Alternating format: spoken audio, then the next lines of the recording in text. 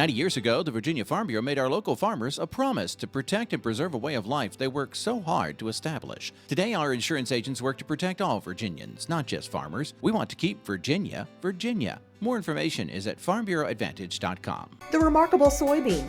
From its oil, we get products like ink, candles, and paint. From its meal, we get a high-protein fiber used in foods and animal feeds. Natural soy is replacing chemicals and products you use every day. You can learn more about soybeans at vasoybean.com. Would you like to put your business in front of rural America and the ag community every week? We have sponsorship opportunities available that will do just that. Get in touch with us to hatch a new plan. For those of our viewers who participated in FFA, you know it was an experience you'll never forget. This week we acknowledge and salute agricultural educators and FFA advisors. We know you'll enjoy the stories they have to tell, and I hope you'll appreciate the leadership skills they helped us learn. We'll also get an update this week on a recent trade deal involving Virginia farmers in Southeast Asia, and we'll get some tips on keeping backyard poultry. It's all straight ahead on this episode of Virginia Farming. I'm Jeff Ishii.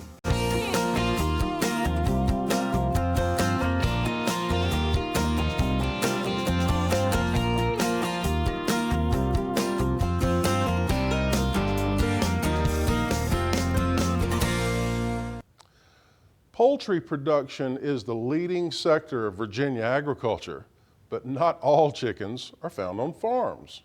Raising a few hens in the backyard has become somewhat popular in Virginia. Families, especially those with young children, like the benefits of backyard poultry flocks.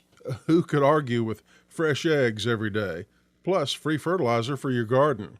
But before you run out and purchase a few chicks and start building a hen house, you need to check with local authorities to make sure that backyard poultry is allowed in your area. That's according to subject matter expert Lisa Steele. The very first thing you need to do is check with your town. Find out if you can have chickens, if there's a limit to how many you can have, if you can have roosters. Sometimes you need a permit for a coop. You might need to have the coop a certain number of feet away from your property lines, just all kinds of things like that. Steele is the author of 3 books on the topic of backyard poultry and says having a small flock of hens is a good project for children. It really is. I think, they're so small that for small kids, it's easier than like a goat or a cow or something. You know, they can fill feeders, they can fill waterers, they can collect eggs, of course.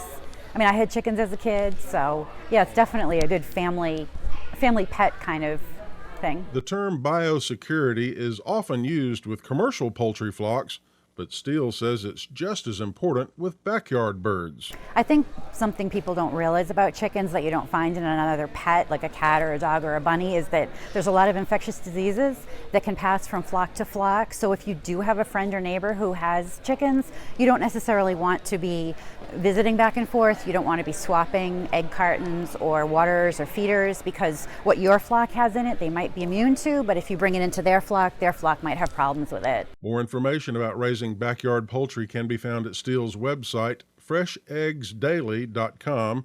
People can also read any of her 3 books or, of course, contact their local office of Virginia Cooperative Extension. People considering a backyard flock should also think about limiting their birds to hens.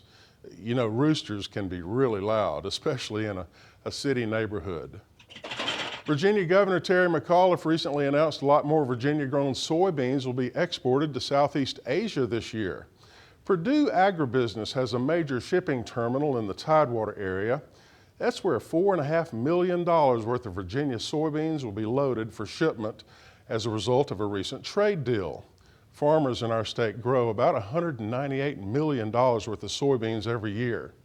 Governor McAuliffe says countries found in Southeast Asia, they are some of our most important trading partners, buying on average about $500,000 worth of Virginia farm and forestry products every day. Well, cattlemen know that producing a quality product is vital when it comes to beef and consumers. Let's take a look at last year's beef grading data as reported by Bob Severa with the American Angus Association. Beef carcass quality is at its highest in modern history. Paul Dykstra of Certified Angus Beef tracks the trend. 2016 really just featured a continuation of what we've been seeing in beef carcass grading over the last decade, really. We saw the highest level, though, over that period of time in 2016 of choice and prime graded carcasses. So we only saw a 1% or 1 percentage point increase in the choice grade. But again, that was the highest point that we've seen in modern history. So very, very high quality trend lately. Prime beef made up about 5.5% of the steer and heifer harvest, and 28.9% of Angus-influenced cattle qualified for the Certified Angus Beef brand last year. The increased supply did not limit the financial incentives to keep producing more. See, the premiums are very, very good for all of the higher quality product today, even though we have more supply than we're used to, and the market demand is still very, very good. The value of Choice over Select, or the Choice Select spread, went up by $3.47 per hundredweight in 2016. As well, with Certified Angus beef, for instance, the box beef premium increased about $5 a hundredweight in 2016 over the prior year. Again, and we're looking at a year that was the all-time record in terms of tonnage, over 1 billion pounds. So it's a strong statement for the demand that exists for the higher quality product, even when supplies are at record levels. Even while beef prices soared in recent years, demand increased for the best beef. The main message? Dykstra says consumers recognize higher grading beef is worth it. We've seen beef at a very high price point, undoubtedly, as we compare to pork and poultry. So when folks go out and spend their grocery money or go out to eat a nice meal, they're willing to spend more as long as they are faced with the promise of quality and a great eating experience. So I think that's a big part of that trend as well. 2017 grading is off to a strong start, hitting up to 80% choice and prime in recent weeks. I'm Bob Cervera. Thank you, Bob. Virginia farmers raised more than 600,000 head of beef cattle on more than 26,000 farms across the state. Well, the value of baled mixed grass hay in Virginia increased modestly over the past 2 years. A new report from the U.S. Department of Agriculture indicates the average value of mixed grass hay in Virginia was $135 a ton in 2016. That's up from $131 per ton in 2014. When compared with hay prices from around our region, farmers might describe Virginia hay prices as middle of the road. In North Carolina, mixed grass hay is averaging $115 per ton, while in Pennsylvania, hay is selling for an average of $178 per ton. Well, the National FFA organization has more than 600,000 members all across these United States. But some people might not realize the National FFA has its roots right here in Virginia. This week, we salute some very important people within the organization, FFA advisors. It's coming up next on Ag Insights.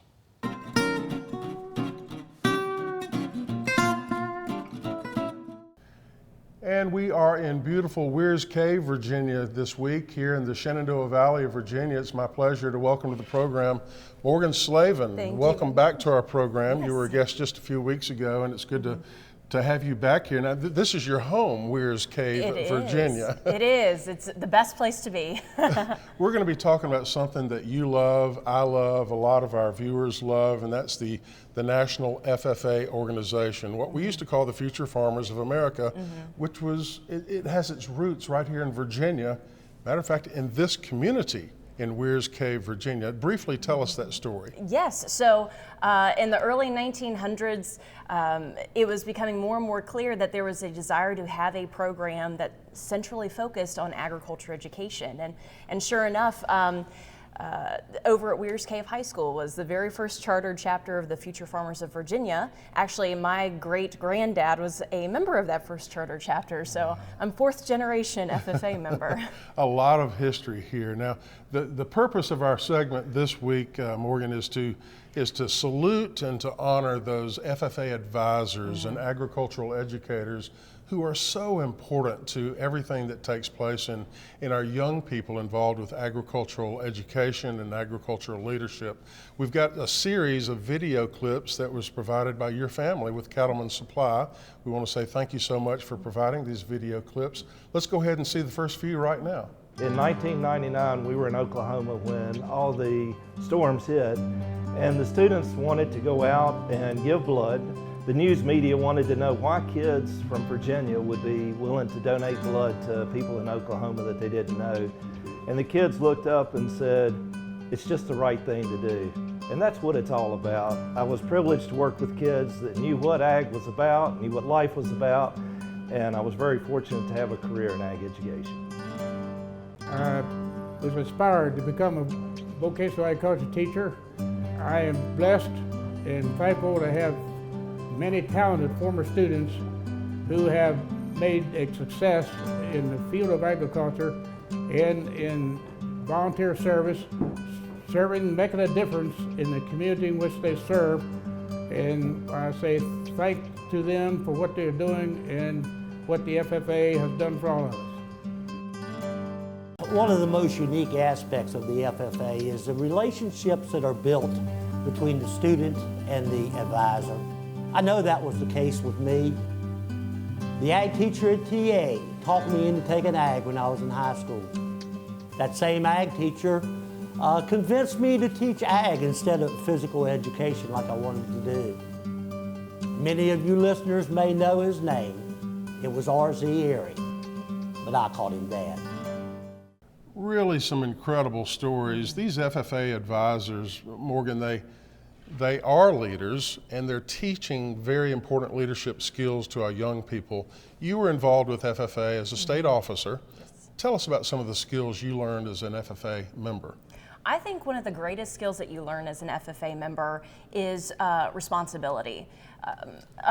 Advisors do a great job of identifying students and their skill strengths and saying, hey, you're great in this area, how can we bring you into the fold and really develop what's your best qualities? And actually that happened to me in the 7th grade. My middle school ag teacher came into my home ec class and said, hey, you need to sign up for FFA. Well, at 13, I guess I thought I grew up on a farm, I don't need to be involved in FFA. And he said, nope, you're signing up and here's an application for a chapter office position. So, and the rest is history. You know, the leaders, the teachers, the agricultural educators, the FFA advisors, they instill so many important skills in our young people involved with agricultural education. Give me another one of those skills that you picked up as a young person. I would say another skill that I picked up on was just conversation skills. You know, so many folks today, they talk through email, they talk through text, and it makes a difference when you can go out and public speak in front of a group or just have a face-to-face conversation. Very good. Let's listen to a few more of these stories. The program started back in the 70s as Farm on the Lawn at the old National FFA Center. We, in our county in Rockingham, worked with the 4th graders and brought them to the fairgrounds for an introduction to agriculture. The thing about it is that young people that you think could never make a presentation in front of young people, and then they realize one thing. My presentation is the key. It isn't my teacher. I've become the resource person, and that's been the greatest development I've seen of young people over the years. I was a failure. I was a bad student. I was a bad kid. My goal and my plan in high school was to stay in school long enough I could drop out and I was going to be gone. But unbeknownst to me, Mr. Roller had a different plan. He got me involved in the FFA. He got me involved in agriculture. You know, a lot of what I've accomplished, I can trace back to my ag teacher and his interest in me. Not just the contest and all the awards that my students were able to get or that I participated in, my fondest memory was the people. I had some of the greatest students and greatest parents and local agriculture industrial people to work with. It was very exciting for me. So it wasn't just about the past, it was about the present, but even more so about the future. Because these were great Americans that I worked with, and it was exciting to be a part of that history and the history of the FFA organization. I had a lot of good students. That's the main thing I look back on, and when I see students today that I had and they're being successful and contributing to society, and it's rewarding to know that you have maybe been an influence on some of them in a positive way. And I really enjoyed the teaching experiences and also the working with all the students. Again, some incredible leaders that we are blessed to have here in the Commonwealth of Virginia. And of course, this is a situation, a lot of our viewers watching on RFD TV, nationwide, there are tens of thousands of agricultural educators, FFA advisors. What would you want to say to those advisors right now?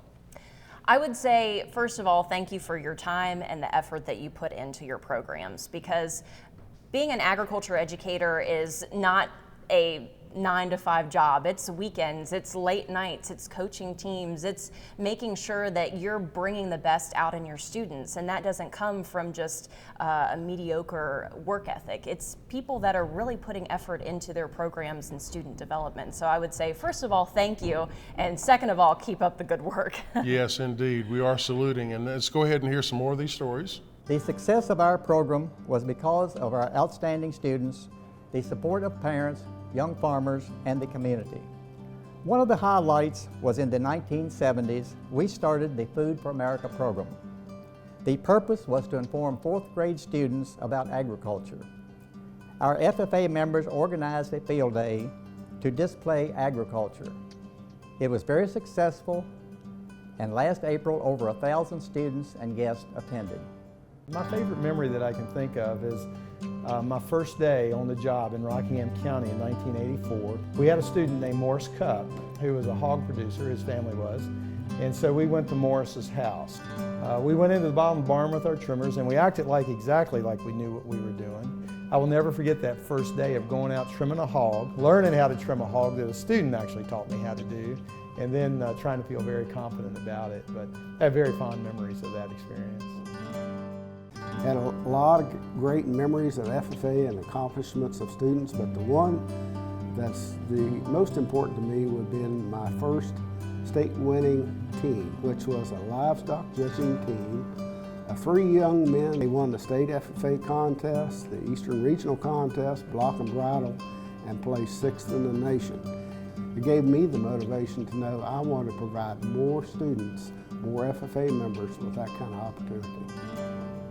But when I was at Mount Clinton, I asked all the first-year students to learn the creed, and that was 60 years ago. And today, one of my students then, whenever he sees me, he recites the creed. That was 1954 and 55 when I was teaching him. And whenever he sees me, it doesn't matter who's around or what's going on, he starts reciting the creed. Well, some awesome stories we've heard today, Morgan, from FFA advisors here in the Commonwealth of Virginia, and as we mentioned, they're everywhere. Matter of fact, Future Farmers are everywhere. Yes. There's a Future Farmers of Japan. There's a Future Farmers, I believe, organization in Europe. And it all started in the community that we are taping at today in Weirs Cave, Virginia. The Future Farmers of Virginia ultimately went on to be this grand organization for agricultural leadership with young people of more than 600,000 members worldwide. Quite an organization. Again, what are some of the things that you carry with you in your professional life that you learned through FFA? Well, I think it all comes down to the FFA motto: learning to do, doing to learn, earning to live, living to serve. And that's it's all wrapped up in that statement. You learn the things that you learn in FFA, not to keep to yourself, but to go back out and contribute in your community to other people. And I think that whole attitude of servant leadership is probably the greatest skill that you can take out of FFA. Now, of course, 2 of the big events in each FFA chapter each year are the state convention and then the national convention. Yes. I've been to the national convention once, and I was amazed at, I think, close to 60,000 young people from all across the United States. They were all dressed alike, and you could sense teamwork and camaraderie. And the teenagers, what did you learn at a national convention? At a national convention, actually the first time I ever spent any significant time away from home was my very first FFA convention in Louisville. And just like you said, that sense of camaraderie, you are one of thousands, tens of thousands of people in the sea of blue jackets. And when you look around and see the power and the impact that a student organization has to empower future leaders, it's a really great feeling. Well, our goal this week has been to salute those FFA advisors, indeed all of the agricultural educators involved with FFA and helping our children in school learn more about where their food comes from and to be involved in agricultural production and all the different aspects of agriculture. We want to thank you for tuning in this week. And Morgan, thank you for everything that you do for Virginia agriculture.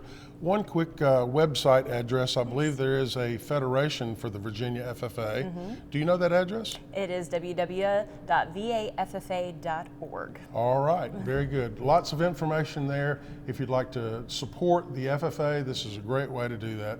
Thank you once again for being our guest. Thank you. We'll be right back.